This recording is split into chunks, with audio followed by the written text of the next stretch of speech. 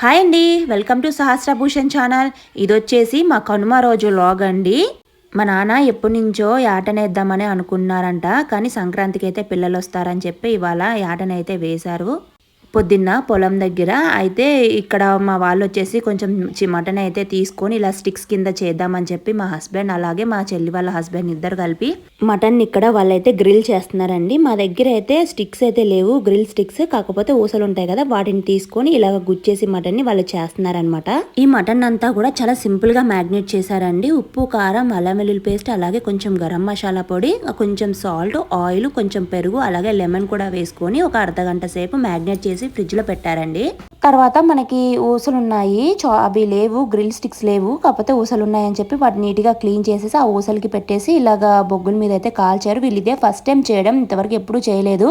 మా హస్బెండ్ అయితే పొయ్యి దగ్గర కూర్చొని చేయడం ఇదే ఫస్ట్ టైం అండి. అసలు చేద్దాం ఎలా ఉంటాయో చూస్తా, బాగుంటాయి కదా మనం బయట అది టేస్ట్ చేసినప్పుడు, మనం ట్రై చేద్దామని చెప్పి వీళ్ళిద్దరైతే ఇలాగా తోడలు ఉన్నారు కదా, ఇద్దరు కలిపి ఇలాగైతే చేశారనమాట. కానీ టేస్ట్ అయితే చాలా బాగా వచ్చింది. మా సహస్ర కూడా తినిందంటే చూడండి, చాలా బాగుంది, తనకు కూడా నచ్చింది. తర్వాత కొంచెం మటన్ ఏమో ఇలాగ మ్యాగ్నేట్ చేసేసారు వాళ్ళు. అదే మటన్ లో కొంచెం కుండ పెట్టేసుకొని చిన్నగా కర్రీ లాగా చేశారనమాట. మా ఇంట్లో నాన్న అయితే ఇవాళ ఎప్పటి నుంచో యాటనేద్దాం అనుకుంటే కుదరలేదు. సంక్రాంతికి అయితే పిల్లలు వస్తారు కదా, కనుమ రోజు చేద్దామని చెప్పి ఉంచేశారు. ఆఖరికి ఇవాళ కనుమ కదా, పొద్దున వెళ్ళి పొలం దగ్గర యాటనేసుకొని తీసుకొచ్చారండి నాన్న. తీసుకొచ్చినాక అమ్మమ్మ వాళ్ళు బోటి అవన్నీ ఇంట్లో అయితే వండుతున్నారు. మేము ఏదో కొంచెం మటన్ పక్కకు పెట్టుకొని ఇలా కొన్ని స్టిక్స్ కొంచెం ఏమో కూర కింద చేసుకుంటున్నారు. ట్రై చేద్దాం మేము కూడా ఎలా వస్తుందో అని చెప్పి.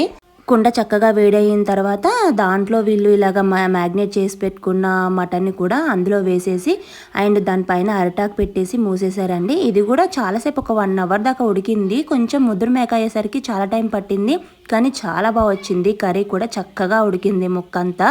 ఇంట్లో అమ్మమ్మ వాళ్ళు చేసే ఐటమ్సే కాకుండా ఇక్కడ వీళ్ళు చేసిన ఐటమ్స్ కూడా చాలా బాగున్నాయి. అసలు చెప్పాలంటే అమ్మమ్మ చేసిన ఐటమ్ కన్నా వీళ్ళు చేసిన ఐటమే చాలా బాగుంది. దీంట్లో ఒక వెల్లుల్లిపై కూడా వేశారు, అది కూడా కొంచెం స్వీట్గా చాలా బాగా వచ్చింది, అది కూడా గ్రేవీగా. పొలం దగ్గరికి వెళ్ళి అక్కడ చేద్దాం అనుకున్నాం, కానీ వద్దమ్మా మీరు ఎండకి ఉండలేరు, చేయలేరు అని అన్నారు నాన్న. అందుకోసమని ఇంటి బయటే చెట్టు ఉంటే బత్తాకాయ చెట్టు, ఆ బత్తాకాయ చెట్టు కింద ఇలా పొయ్యి ఏర్పాటు చేసుకుని చేశారండి వీళ్ళైతే.